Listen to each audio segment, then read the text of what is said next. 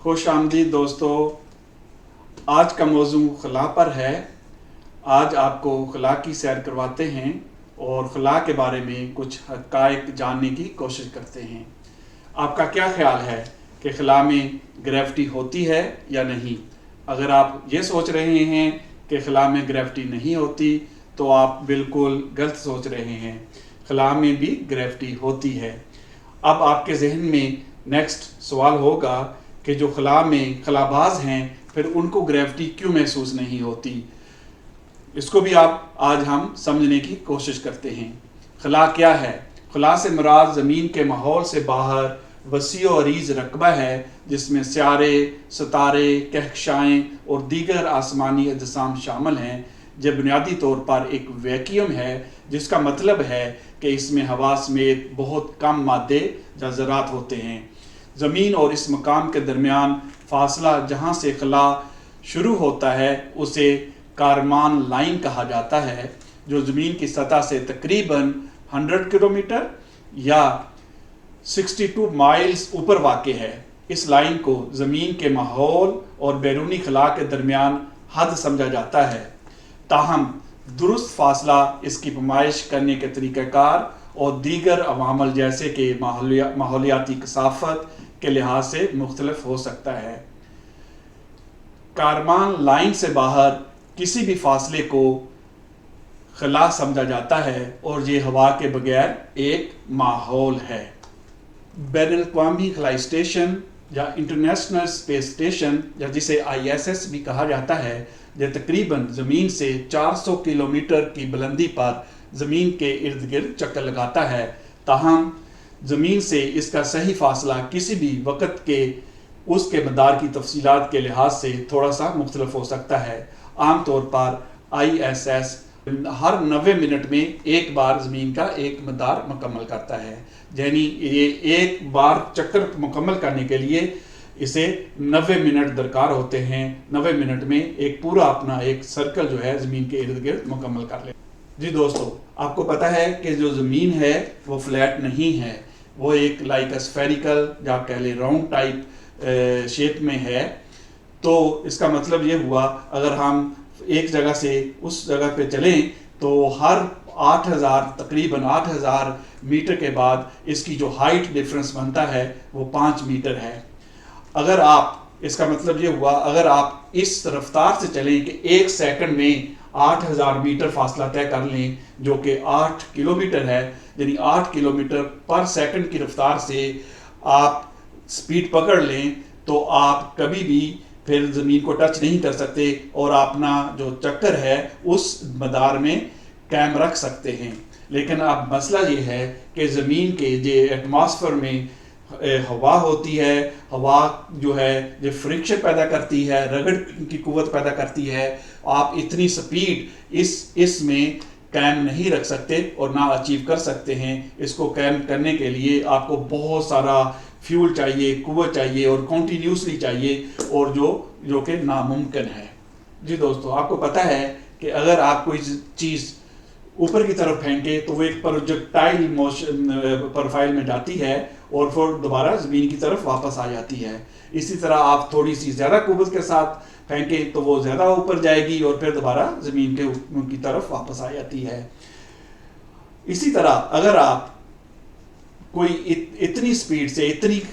قوت سے کوئی چیز پھینکیں جو خلا میں چلی جائے اور وہ یہ رفتار جو 8 کلومیٹر پر سیکنڈ کی رفتار ہے وہ اچیو کر لے تو وہ ہمیشہ پھر خلا میں رہے گی اور چکر لگاتی رہے گی۔ اب کیوں خلا میں وہ چکر لگاتی رہے گی؟ کیونکہ خلا میں ہوا نہیں ہے، اس کو رگڑ یعنی فرکشن کی قوت آگے نہیں ہے جو اسے سٹاپ کر سکے، تو جس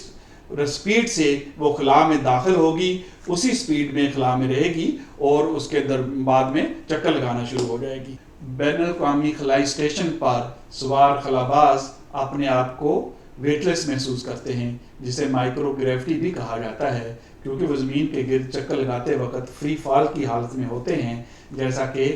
بین الاقوامی خلائی اسٹیشن زمین کے گرد چکر لگا رہا ہے، یہ شکل کی وجہ سے مسلسل سیارے کی طرف یعنی زمین کی طرف گر رہا ہے، تاہم چونکہ انٹرنیشنل اسپیس اسٹیشن بھی بہت تیز رفتاری سے سیدھا حرکت کر رہا ہے، اس لیے زمین کی سطح کا منحنی خطوط اسی شرح سے ISS سے دور ہوتا جاتا ہے، یعنی جو زمین کا فاصلہ ہے جس رفتار سے زمین کی طرف گر رہا ہے اسی رفتار سے جو زمین سے دور ہوتا جا رہا ہے اپنی سپیڈ کی وجہ سے، اور جو دونوں حرکات یعنی دونوں قوتیں ایک مؤثر طریقے سے ایک دوسرے کے اثر کو منسوخ کر دیتی ہیں، دونوں ایک دوسرے کے بیلنس ہوتی ہیں، جس سے خلاباز اپنے آپ کو ویٹ لیس محسوس کرتے ہیں، یعنی ان کو بے وزنی کی کیفیت پیدا ہو جاتی ہے، اس وجہ سے اس کو مائکرو گریوٹی کہا جاتا ہے۔ خلاباز اپنے آپ کو سیٹلائٹ کے اندر فیل کرتے ہیں کہ وہ جیسے سوئم کر رہے ہوں خلا کے اندر، ان کا کوئی ویٹ ان کو محسوس نہیں۔ جی یہ بالکل ایسے ہی ہے جیسے آپ ایک جمپ لگائیں کہیں اونچی جگہ سے یا چھلانگ لگائیں اور آپ گریوٹی کی وجہ سے نیچے کی طرف آتے ہیں، لیکن آپ زمین کو ٹچ کرنے سے پہلے آپ کو فیل ہوتا ہے کہ آپ کا وزن،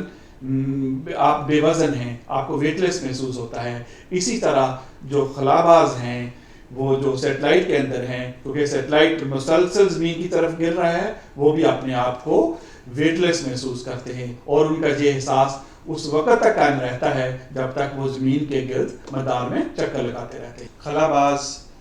خلاباز اسپیس سیٹلائٹ کے اندر کسی بھی سمت گھوم سکتے ہیں، وہ اپنے ہاتھوں کو اپنی ٹانگوں کو استعمال کرتے ہیں اپنے آپ کو حرکت دینے کے لیے، کیونکہ وہ اپنے آپ کو بے وزن محسوس کر رہے ہوتے ہیں، ان کے لیے گریوٹی کا اثر نہیں ہوتا، تاہم جب انہوں نے ایک جگہ سے دوسری جگہ موو کرنا ہوتا ہے وہ ہینڈ ریلز کو یا دوسرے ٹولز کو استعمال کرتے ہیں اپنے آپ کو گریوٹی میں موو کرنے کے لیے، آگے بڑھنے کے لیے یا اسٹاپ کرنے کے لیے۔ خلا میں داخل ہونے کے لیے اور زمین کے گرد چکر لگانے کے لیے کسی بھی چیز کو کم از کم ایک رفتار تک پہنچنا ہوتا ہے جسے آربیٹل سپیڈ کہا جاتا ہے۔ اس رفتار کی صحیح قدر کا یعنی صحیح کوانٹٹی کا اندازہ لگانے کے لیے آپ کو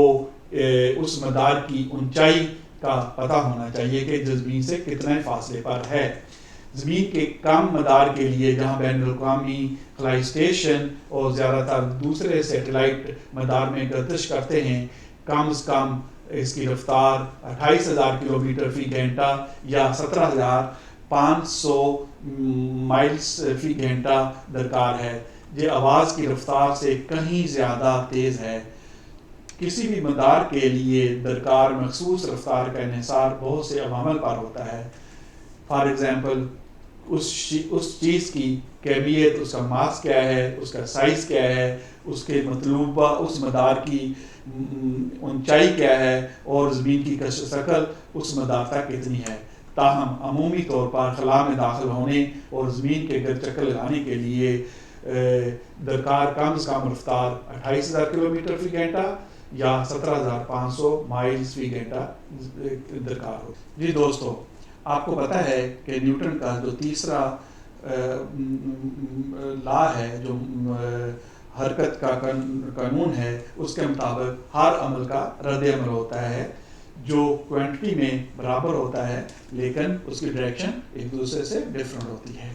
آئیے اس کی ایگزامپل دیکھتے ہیں کہ یہ اسپیس میں اس کا مظاہرہ دیکھتے ہیں کہ کیسے ہوتا ہے۔ یہ آپ دیکھ رہے ہیں جب خلاباز فٹ بال کو دھکیلنے کی کوشش کرے گا، جب یہ فٹ بال کو دھکیلے گا، کیونکہ ان دونوں کا ماس جو ہے اس میں کافی ڈفرینس ہے، جو فٹ بال ہے یہ تو آگے حرکت کرے گا لیکن اس کے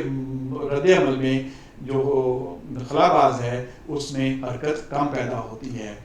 اب وہی سیم چیز اب دو خلاباز آپس میں یہ حرکت کریں گے، یہی ایکسپیریمنٹ کو رپیٹ کریں گے، کیونکہ اب ان دونوں کی جسامت یعنی اس کی جو ماس ہے برابر ہے، تو جب یہ دونوں ایک دوسرے کو ایک بندہ اس کو پش کرے گا تو وہ دوسرا ایک جو خلاباز ہے دوسری طرف موو کر دے گا، جو پش کرنے والا ہے اس کے اپوزٹ میں اسی سپیڈ سے دوسری طرف حرکت کر جاتا ہے۔ دیکھا آپ نے کیسے جو نیوٹن کا تیسرا قانون ہے حرکت کا قانون، اس کا